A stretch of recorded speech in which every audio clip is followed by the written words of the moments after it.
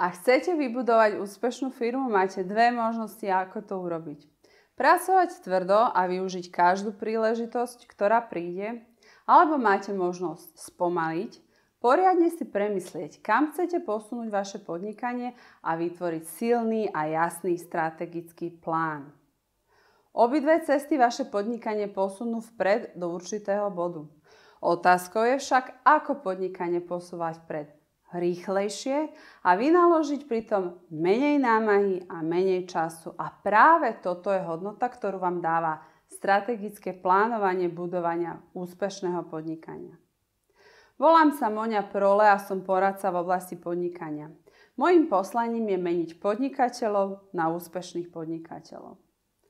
A ako definujeme úspešného podnikateľa? Úspešný podnikateľ je ten, kto sa venuje strategickému plánovaniu svojho podnikania.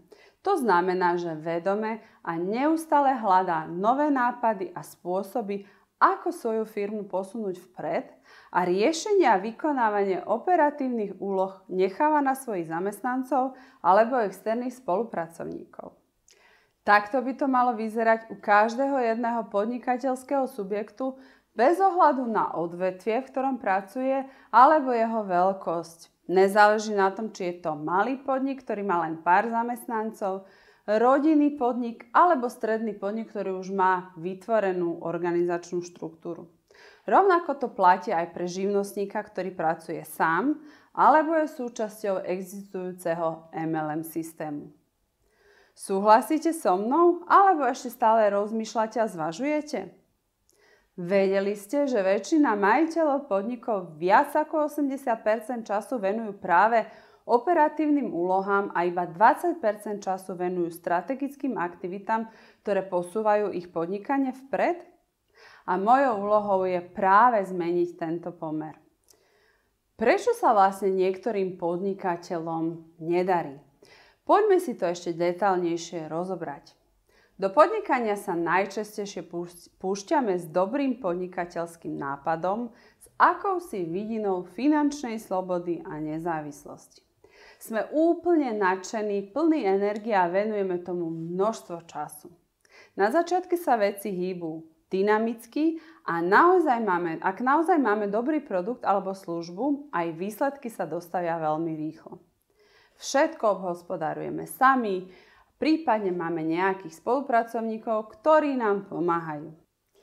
Naše podnikanie progresívne rastie až do určitého bodu, kedy prvýkrát zažijeme stagnáciu v podnikaní. To je v poriadku, je to bežný vývoj podnikania.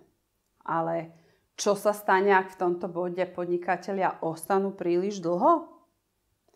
Veľmi často sa stretávam s podnikateľmi, ktorí zažívajú situácie, kedy už nejde o podnikanie, ale o prežívanie v podnikaní.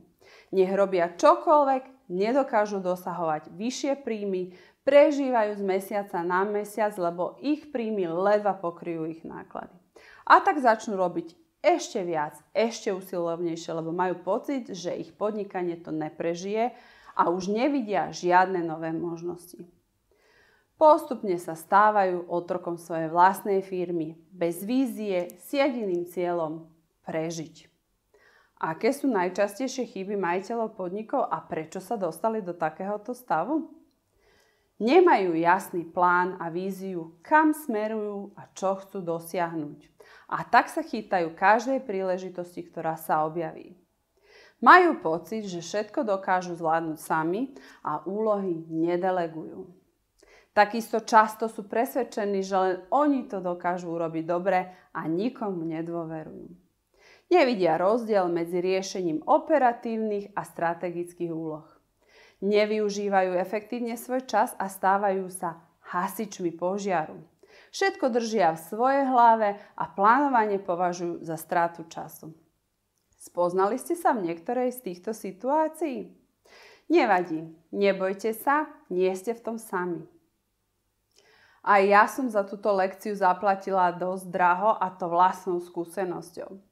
Vždy som vedela rozpoznať dobré príležitosti a s veľkým nadšením som sa púšťala do ich realizácie. Už len predstava, ako sedím a píšem si strategický plán a kroky, ktoré ako tým by sme mali následovať, som považovala za stratu času. Myslela som si, že stačí moja vôľa posúvať naše podnikanie vpred a že stačí, že ja to mám v hlave. Bola som úspešná do určitého bodu. Následne sa riadenie podnikania postupne zmenilo na riadenie operatívnych úloh a každodenné hasenie požiaru. Sledovala som, ako na trh s dosť veľkým oneskorením prichádza konkurencia a s oveľa menšou námahou napreduje v biznise oveľa rýchlejšie ako my. Bola to drahá a tvrdá lekcia. Aby ste boli úspešní v podnikaní, potrebujete stratégiu, jasnú predstavu, čo chcete ako podnikateľ dosiahnuť a ako sa tam dostanete. Potrebujete definovať svoj cieľ, spoznať svojho zákazníka a stanoviť si presné kroky, ako sa k nemu dostanete. Čo je vlastne strategické rozvíjanie podnikania? Ak by sme sa na to opýtali 3 rôznych riaditeľov veľkých úspešných spoločností, pravdepodobne dostaneme 3 rôzne odpovede. Niekto z nich povie, že strategické rozvíjanie podnikania je predaj, budovanie vzťahov. Iný zase povie, že je to poznanie trhu a schopnosť predpovedať či rozpoznať nové príležitosti. V podstate každý z nich má pravdu. Rozvíjanie podnikania je komplexný súbor aktivít, ktoré spoločne posúvajú podnikanie vpred. Je to proaktívny prístup a hľadanie spôsobov a možností, ako rozvíjať vaše podnikanie. Ide o hľadanie nielen interných, ale aj externých zdrojov naprieč všetkým častiam podnikania. Či už ide o predaj, marketing, rozvoj produktu, výber dodávateľov alebo starostlivosť o zákazníka. Úlohou strategického rozvíjania podnikania je vidieť veľký obraz, ako všetky súčasti podnikania, ľudia aj produkt sa posúvajú v smere rozvíjania biznisu vpred. Posúvať svoje podnikanie vpred práve strategickým plánovaním je veľké rozhodnutie. Aby ste boli úspešní v rozvíjaní svojho podnikania, potrebujete dobre rozumieť svojmu podnikaniu a trhu. Na to, aby to dobre fungovalo, potrebujete mať dobre nastavených 7 dôležitých častí vo vašom podniku. Na to, aby vaše podnikanie dobre fungovalo, potrebujete mať dobre nastavené tieto časti podnikania. Potrebujete mať nastavenú víziu, dlhodobé a krátkodobé ciele, ktoré budú smerovať k náplneniu tejto vízie. Potrebujete mať dobre zanalizovaný trh a poznať svojho cieľového zákazníka.